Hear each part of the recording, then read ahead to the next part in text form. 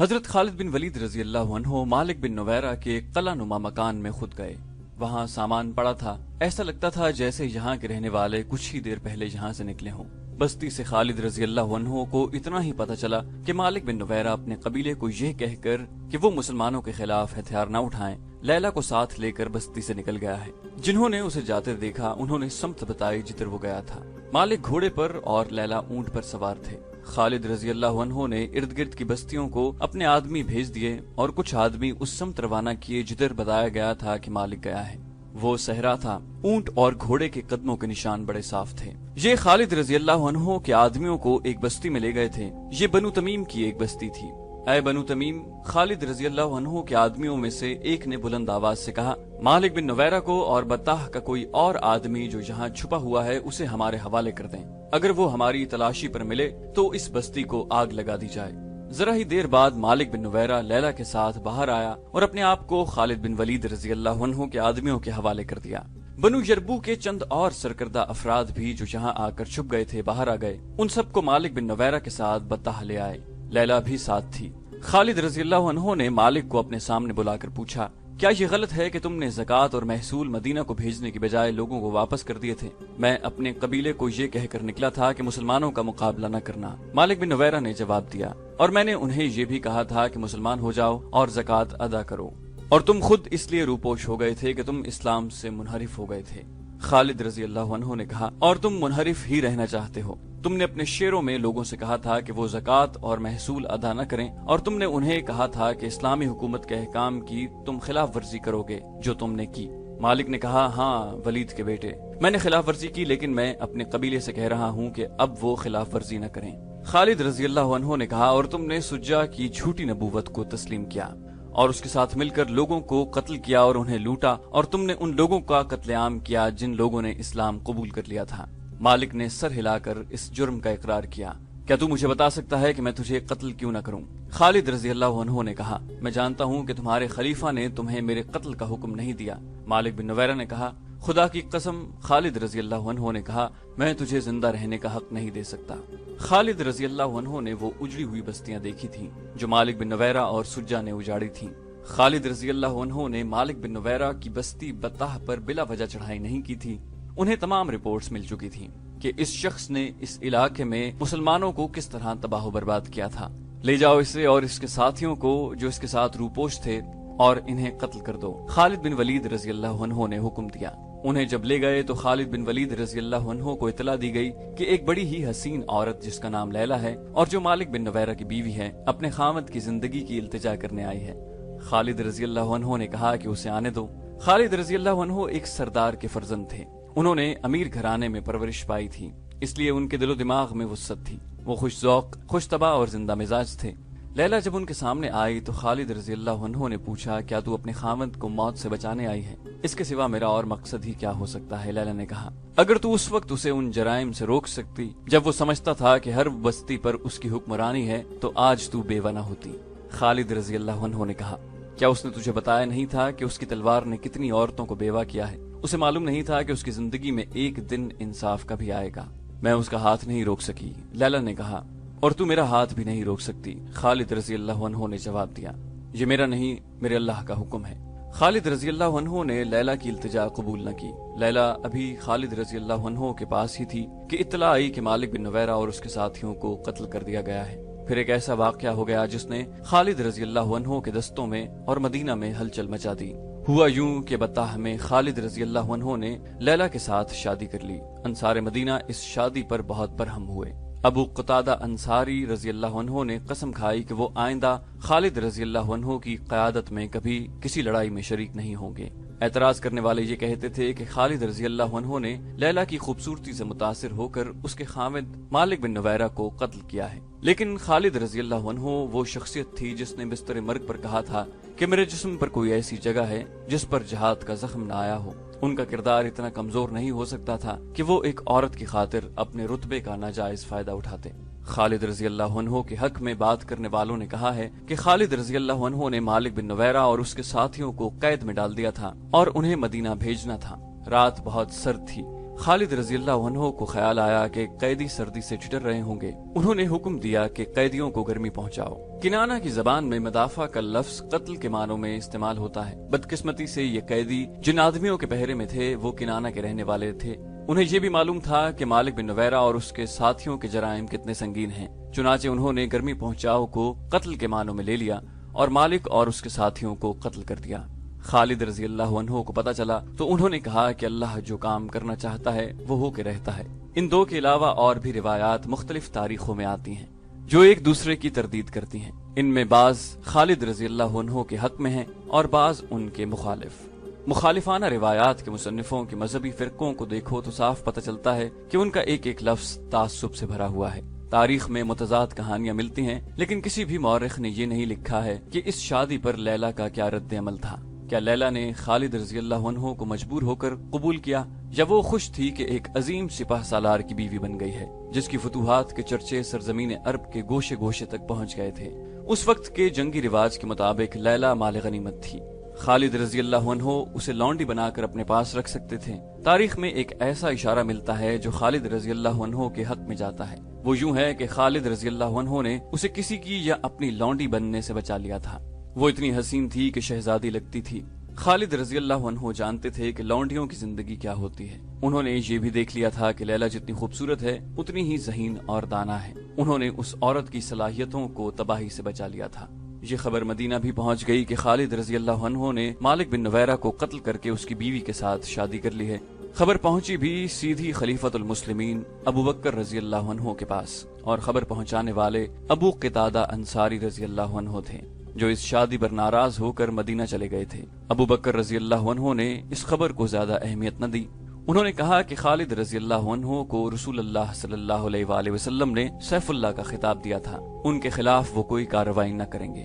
خالد رضی اللہ عنہ نے کسی زندہ آدمی کی بیوی کو ورغلا کر اپنی بیوی نہیں بنایا۔ ابو قتادہ انصاری رضی اللہ عنہ خلیفۃ المسلمین رضی اللہ عنہ کے جواب سے مطمئن نہ ہوئے۔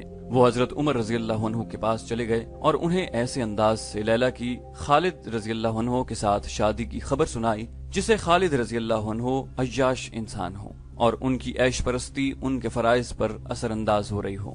حضرت عمر رضی اللہ عنہ غصے میں آ گئے اور ابو قتادہ رضی اللہ عنہ کو ساتھ لے کر حضرت ابو بکر رضی اللہ عنہ کے پاس گئے۔ خلیفۃ المسلمین حضرت عمر نے حضرت ابو بکر سے کہا، خالد کا جرم معمولی نہیں، وہ کیسے ثابت کر سکتا ہے کہ بنو یربوع کے سردار مالک بن نویرہ کا قتل جائز تھا؟ حضرت ابو بکر رضی اللہ عنہ نے پوچھا، تم چاہتے کیا ہو عمر؟ خالد کی معزولی۔ عمر رضی اللہ عنہ نے کہا، صرف معزولی نہیں، خالد کو گرفتار کر کے یہاں لایا جائے اور اسے سزا دی جائے۔ حضرت ابو بکر رضی اللہ عنہ نے کہا، میں اتنا مان لیتا ہوں کہ خالد سے غلطی ہوئی ہے، لیکن یہ غلطی اتنی سنگین نہیں کہ اسے معزول بھی کیا جائے اور سزا بھی دی جائے۔ عمر رضی اللہ عنہ ابو بکر رضی اللہ عنہ کے پیچھے پڑے رہے۔ دراصل حضرت عمر رضی اللہ عنہ انتہا درجے کے انصاف پسند اور ڈسپلن کی پابندی میں بہت سخت تھے۔ وہ نہیں چاہتے تھے کہ سالاروں میں کوئی غلط حرکت رواج پا جائے۔ حضرت ابو بکر رضی اللہ عنہ نے کہا، نہیں عمر، میں اس شمشیر کو نیام میں نہیں ڈال سکتا جسے اللہ نے کافروں پر مسلط کیا ہو۔ حضرت عمر رضی اللہ عنہ مطمئن نہ ہوئے۔ حضرت ابو بکر رضی اللہ عنہ حضرت عمر رضی اللہ عنہ کو ناراض بھی نہیں کرنا چاہتے تھے۔ انہوں نے خالد رضی اللہ عنہ کو مدینہ بلوا لیا۔ خالد رضی اللہ عنہ بڑی ہی مسافت طے کر کے بہت دنوں بعد مدینہ پہنچے اور سب سے پہلے مسجد نبوی صلی اللہ علیہ وآلہ وسلم میں گئے۔ انہوں نے اپنے امامے میں ایک تیر اڑس رکھا تھا۔ حضرت عمر رضی اللہ عنہ مسجد میں موجود تھے۔ خالد رضی اللہ عنہ کو دیکھ کر حضرت عمر رضی اللہ عنہ طیش میں آ گئے۔ وہ اٹھے، خالد رضی اللہ عنہ کے امامے سے تیر کھینچ کر نکالا اور اسے توڑ کر پھینک دیا۔ حضرت عمر نے غصے سے کہا، تم نے ایک مسلمان کو قتل کیا ہے اور اس کی بیوی کو اپنی بیوی بنا لیا ہے، تم سنسار کر دینے کے قابل ہو۔ خالد رضی اللہ عنہ ڈسپلن کے پابند تھے، وہ چپ رہے۔ انہوں نے عمر رضی اللہ عنہ کے غصے کو قبول کیا۔ وہ خاموشی سے مسجد سے نکل آئے اور خلیفۃ المسلمین ابو بکر رضی اللہ عنہ کے ہاں چلے گئے۔ انہیں ابو بکر رضی اللہ عنہ نے ہی جواب طلبی کے لیے بلایا تھا۔ ابو بکر رضی اللہ عنہ کے کہنے پر خالد رضی اللہ عنہ نے مالک بن نویرہ کے تمام جرائم سنائے اور ثابت کیا کہ وہ مسلمان نہیں بلکہ مسلمانوں کا دشمن تھا۔ حضرت ابو بکر خالد رضی اللہ عنہ سے بہت خفا ہوئے اور انہیں تنبیہ کی کہ آئندہ ایسی کوئی حرکت نہ کریں جو دوسرے سالاروں میں غلط رواج کا باعث بنے۔ طبری اور ہیکل کے مطابق ابو بکر رضی اللہ عنہ نے فیصلہ سنایا کہ مفتوحہ قبیلے کی کسی عورت کے ساتھ شادی کر لینا اور عدت کا عرصہ پورا نہ کرنا عربوں کے رواج کے عین مطابق ہے۔ اس عورت کو آخر لونڈی بننا تھا، یہ اس کے آقا کی مرضی ہے کہ اسے لونڈی بنائے یا اس سے نکاح میں لے لے۔ ابو بکر رضی اللہ عنہ نے اپنے فیصلے میں کہا کہ اس وقت مسلمان ہر طرف سے خطروں میں گھرے ہوئے ہیں، قبیلے باغی ہوتے جا رہے ہیں، اپنے پاس نفری بہت تھوڑی ہے۔ ان حالات میں اگر کوئی سالار دشمن کے کسی سردار کو غلطی سے قتل کرا دیتا ہے تو یہ سنگین جرم نہیں۔ عمر رضی اللہ عنہ کو خلیفۃ المسلمین ابو بکر رضی اللہ عنہ نے یہ کہہ کر ٹھنڈا کیا کہ اسلام کا ایک بڑا دشمن مسلمہ بن حنیفہ نے نبوت کا دعویٰ کر رکھا ہے، جنگی طاقت بن گیا ہے، اس کے پاس کم و بیش 40,000 نفری کا لشکر ہے اور اکرمہ بن ابو جہل اس سے شکست کھا چکے ہیں۔ اب سب کی نظریں خالد رضی اللہ عنہ کی طرف اٹھ رہی ہیں۔ اگر مسلمہ کو شکست نہ دی گئی تو اسلام مدینہ میں ہی رہ جائے گا۔ اس کامیابی کے لیے صرف خالد موزوں ہیں۔ عمر رضی اللہ عنہ خاموش رہے، انہیں بھی ان خطروں کا احساس تھا۔ ابو بکر رضی اللہ عنہ نے حضرت خالد کو حکم دیا کہ فوراً بطح جائیں اور وہاں سے یمامہ پر چڑھائی کر کے اس فتنے کو ختم کر دیں۔ حضرت خالد ایک بڑی ہی خطرناک جنگ لڑنے کے لیے روانہ ہو گئے۔ دسمبر 632 عیسوی شوال 11 ہجری کے تیسرے ہفتے میں خالد بن ولید رضی اللہ عنہ نے 13,000 مجاہدین سے مرتدین کے 40,000 سے زیادہ لشکر کے خلاف یمامہ کے مقام پر وہ جنگ لڑی جسے اسلام کی پہلی خونریز جنگ کہا جاتا ہے۔ اس جنگ کا آخری مارکا ایک وسیع باغ حدیقۃ الرحمن میں لڑا گیا تھا۔ وہاں دونوں طرف اس قدر جانی نقصان ہوا تھا کہ حدیقۃ الرحمن کو لوگ حدیقۃ الموت کہنے لگے تھے۔ آج تک اسے حدیقۃ الموت کہا جاتا ہے۔ اس وقت خالد رضی اللہ عنہ مدینہ میں تھے۔ انہیں خلیفۃ المسلمین ابو بکر رضی اللہ عنہ نے حضرت عمر کی اس شکایت پر جواب طلبی کے لیے مدینہ بلایا تھا کہ انہوں نے مالک بن نویرہ کو قتل کروا کے اس کی بیوی لیلہ کے ساتھ شادی کر لی ہے۔ ابو بکر رضی اللہ عنہ نے ان حالات کو دیکھتے ہوئے جن میں اسلام گھر گیا تھا، خالد رضی اللہ عنہ کے حق میں فیصلہ دیا اور خالد رضی اللہ عنہ کو واپس بطح جانے اور یمامہ کے مسلمہ کذاب کے فتنے کو ختم کرنے کا حکم دیا تھا۔ مسلمہ کذاب کے متعلق بتایا جا چکا ہے کہ اس نے نبوت کا دعویٰ کر رکھا تھا۔ اس کے پیروکاروں کی تعداد اتنی زیادہ ہو گئی تھی کہ اس کا لشکر مسلمانوں کے لیے خطرہ بن گیا تھا۔ اس وقت تک مسلمان ایک طاقت بن چکے تھے، لیکن مسلمہ کی طاقت بڑھتی جا رہی تھی۔ یہ مدینہ کے لیے بھی خطرہ تھا اور اسلام کے لیے بھی۔ مدینہ سلطنت اسلامیہ کا مرکز تھا۔ خالد رضی اللہ عنہ کا لشکر بطاح میں تھا، وہیں انہوں نے مالک بن نویرہ کو سزائے موت دی اور اس کی بیوی لیلہ کے ساتھ شادی کی۔ لیلہ وہیں تھی۔ خالد رضی اللہ عنہ بطاح کو روانہ ہو گئے۔ انہیں معلوم تھا کہ ان کے پرانے ساتھی سالار اکرمہ رضی اللہ عنہ اسی علاقے میں اپنے لشکر کے ساتھ موجود ہیں اور مسلمہ کے خلاف مدد کو پہنچیں گے۔ اکرمہ رضی اللہ عنہ ان 11 سالاروں میں سے تھے جنہیں خلیفۃ المسلمین نے مختلف علاقوں میں مرتد اور باغی قبائل کی سرکوبی کے لیے بھیجا تھا۔ دوسرے قبیلے اتنے طاقتور نہیں تھے جتنا مسلمہ کا قبیلہ بنو حنیفہ تھا، اس لیے اس علاقے میں اکرمہ رضی اللہ عنہ کو بھیجا گیا تھا۔ ان کے پیچھے پیچھے ایک سالار شرجیل رضی اللہ عنہ بن حسنہ بھی پہنچ گئے۔ خلیفہ ابو بکر رضی اللہ عنہ نے شرجیل رضی اللہ عنہ کو یہ حکم دیا تھا کہ وہ اکرمہ رضی اللہ عنہ کو مدد دیں۔ اکرمہ رضی اللہ عنہ یمامہ کی طرف جا رہے تھے۔ یہ 2-2.5 مہینے پہلے کی بات ہے۔ اس وقت خالد رضی اللہ عنہ طلیحہ سے نبرد آزما تھے۔ انہوں نے طلیحہ کو بہت بری شکست دی تھی۔ یہ خبر اکرمہ رضی اللہ عنہ تک پہنچی تو وہ جوش میں آ گئے۔ انہوں نے ابھی کسی قبیلے کے خلاف جنگی کارروائی نہیں کی تھی۔ کچھ دنوں بعد اکرمہ رضی اللہ عنہ کو خبر ملی کہ خالد رضی اللہ عنہ نے سلمہ کے طاقتور لشکر کو شکست دی ہے۔ مورخ لکھتے ہیں کہ اکرمہ رضی اللہ عنہ پر انسانی فطرت کی ایک کمزوری غالب آ گئی۔ انہوں نے اپنے ساتھی سالاروں سے کہا کہ خالد فتح پہ فتح حاصل کرتے جا رہے ہیں اور انہیں ابھی لڑنے کا موقع بھی نہیں ملا۔ خالد اور اکرمہ رضی اللہ عنہ اسلام قبول کرنے سے پہلے ساتھی اور ایک جیسے جنگجو اور میدان جنگ کے ایک جیسے قائد تھے۔ کیوں نہ ہم ایک جیسی فتح حاصل کریں جس کے سامنے خالد کی تمام فتوحات کی اہمیت ختم ہو جائے۔ اکرمہ رضی اللہ عنہ نے اپنے ماتحت سالاروں سے کہا، مجھے اطلاع مل چکی ہے کہ شرجیل بن حسنہ ہماری مدد کو آ رہا ہے، معلوم نہیں وہ کب تک پہنچے۔ میں زیادہ انتظار نہیں کر سکتا، میں مسلمہ پر حملہ کروں گا۔ مسلمہ معمولی عقل و ذہانت کا آدمی نہیں تھا۔ اسے معلوم تھا کہ مسلمان اس کی نبوت کو برداشت نہیں کر رہے اور کسی بھی روز اسلامی لشکر اس پر حملہ کر دے گا۔ اس نے اپنے علاقے کے دفاع کا بندوبست کر رکھا تھا، جس میں دیکھ بھال اور جاسوسی کا انتظام بھی شامل تھا۔ اکرمہ رضی اللہ عنہ سوچے سمجھے بغیر بڑھتے گئے اور یمامہ کے قریب پہنچ گئے۔ وہ چونکہ جذبات سے مغلوب ہو کر جا رہے تھے، اس لیے احتیاط نہ کر سکے کہ دشمن دیکھ رہا ہوگا۔ انہیں مسلمہ کے جاسوسوں نے دیکھ لیا اور مسلمہ کو اطلاع دی۔ ایک اور علاقے میں جہاں اونچے ٹیلے اور ٹیکریاں تھیں، اکرمہ رضی اللہ عنہ کو مسلمہ کے کچھ آدمی دکھائی دیے۔ اکرمہ رضی اللہ عنہ نے ان پر حملہ کر دیا، مگر یہ مسلمہ کا بچھایا ہوا جال تھا۔ مسلمہ نے وہاں خاصا لشکر چھپا رکھا تھا، جس نے دائیں بائیں سے اکرمہ رضی اللہ عنہ کے لشکر پر حملہ کر دیا۔ اکرمہ رضی اللہ عنہ اس غیر متوقع صورتحال میں سنبھل نہ سکے۔ مسلمہ کے لشکر نے انہیں سنبھلنے نہ دیا۔ اکرمہ رضی اللہ عنہ کے ساتھ نامی گرامی اور تجربہ کار سالار اور کمانڈر تھے، لیکن میدان دشمن کے ہاتھ میں تھا۔ اس نے مسلمانوں کی کوئی چال کامیاب نہ ہونے دی۔ اکرمہ رضی اللہ عنہ کو نقصان اٹھا کر پسپا ہونا پڑا۔ وہ اپنی اس شکست کو چھپا نہیں سکتے تھے۔ چھپا لیتے تو لشکر میں سے کوئی مدینہ اطلاع بھیج دیتا۔ چنانچہ اکرمہ رضی اللہ عنہ نے خلیفۃ المسلمین رضی اللہ عنہ کو لکھ بھیجا کہ ان پر کیا گزری ہے۔ خلیفہ ابو بکر رضی اللہ عنہ کو سخت غصہ آیا۔ انہوں نے اکرمہ رضی اللہ عنہ کو واضح حکم دیا کہ شرجیل رضی اللہ عنہ کا انتظار کریں اور اکیلے مسلمہ کے سامنے نہ جائیں، مگر اکرمہ رضی اللہ عنہ نے جلد بازی سے کام لیا تھا۔ ابو بکر رضی اللہ عنہ نے اکرمہ رضی اللہ عنہ کو جو تحریری پیغام بھیجا تھا، اس میں غصے کا اظہار اس طرح سے کیا تھا کہ اکرمہ کو ابو جہل لکھنے کی بجائے ابن ام اکرمہ کی ماں کے بیٹے لکھا۔ عربوں میں یہ رواج تھا کہ کسی کی توہین مقصود ہوتی تو اس کے باپ کے نام کی بجائے اسے اس کی ماں سے منسوب کرتے۔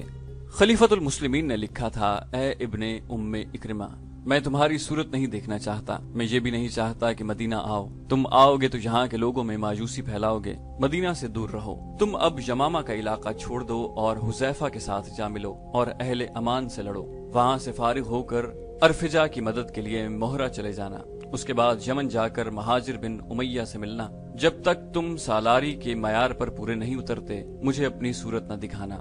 خلیفۃ المسلمین ابو بکر رضی اللہ عنہ نے شرجیل رضی اللہ عنہ کو پیغام بھیجا کہ وہ جہاں ہیں وہیں رہیں، اور جب خالد رضی اللہ عنہ آئیں تو اپنا لشکر ان کے ساتھ کر کے خود ان کے ماتحت ہو جائیں۔ خالد رضی اللہ عنہ کو بتایا گیا تھا کہ شرجیل رضی اللہ عنہ کا لشکر انہیں بھی مل رہا ہے۔ وہ خوش ہوئے کہ اب وہ مسلمہ کا مقابلہ بہتر طریقے سے کر سکیں گے۔ انہیں توقع تھی کہ شرجیل رضی اللہ عنہ کا لشکر تازہ دم ہوگا، مگر یہ لشکر خالد رضی اللہ عنہ کو ملا تو وہ تازہ دم نہیں تھا۔ اس میں کئی مجاہدین زخمی تھے۔ خالد رضی اللہ عنہ نے پوچھا، کیا ہوا؟ ندامت کے سوا میرے پاس کوئی جواب نہیں، شرجیل رضی اللہ عنہ نے کہا۔ میں نے خلیفۃ المسلمین کی حکم عدولی کی ہے۔ میرے لیے حکم تھا کہ اکرمہ رضی اللہ عنہ کی مدد کو پہنچوں، مگر میرے پہنچنے سے پہلے اکرمہ مسلمہ کے لشکر سے ٹکر لے کر پسپا ہو چکے تھے۔ یہ ایک خط تھا جس نے مجھ پر بھی غلبہ پا لیا کہ ایک فتح تمہارے حساب میں لکھی جائے۔ باریک بین اور دور اندیش خالد رضی اللہ عنہ نے کہا، اکیلے پتھر کی کوئی طاقت نہیں ہوتی شرجیل، پتھر مل کر چٹان بنا کرتے ہیں، پھر اس چٹان سے جو ٹکراتا ہے وہ دوسری بار ٹکرانے کے لیے زندہ نہیں رہتا۔ خود غرضی اور ذاتی مفاد کا انجام دیکھ لیا۔ اکرمہ رضی اللہ عنہ جیسے سالار بھی شکست خوردہ ہو گئے۔ میں تم پر کرم کرتا ہوں کہ خلیفہ کو تمہاری حماقت کی خبر نہ ہونے دوں۔ شرجیل رضی اللہ عنہ بن حسنہ نے اکرمہ رضی اللہ عنہ جیسی غلط حرکت کی تھی۔ انہوں نے بھی خالد رضی اللہ عنہ سے بازی لے جانے کے لیے راستے میں مسلمہ کے لشکر سے ٹکر لی اور پسپا ہونا پڑا۔ مسلمہ کذاب دربار لگائے بیٹھا تھا۔ چھوٹے قد والا یہ بدصورت انسان مکمل نبی بن چکا تھا۔ اس کا قبیلہ بنو حنیفہ تو اسے نبی مان چکا تھا۔ دوسرے قبیلے کے لوگ جوک تر جوک اس کی بیعت کے لیے آتے اور اس کی ایک جھلک دیکھنے کو بےتاب رہتے۔ لوگوں نے اس کی قوت اور کرامات دیکھ لی تھی۔ اب اس کے پیروکاروں نے 2 معجزے اور دیکھ لیے تھے۔ انہوں نے مسلمانوں کے 2 نامور سالاروں کو ذرا سی دیر میں میدان سے بھگا دیا تھا۔ مذہبی اور نظریاتی لحاظ سے مسلمان ریشم کی طرح نرم تھے، لیکن میدان جنگ میں وہ فولاد سے زیادہ سخت اور بجلیوں کی طرح قہر بن جاتے تھے۔ جنگی لحاظ سے مسلمان ایک طاقت بن چکے تھے۔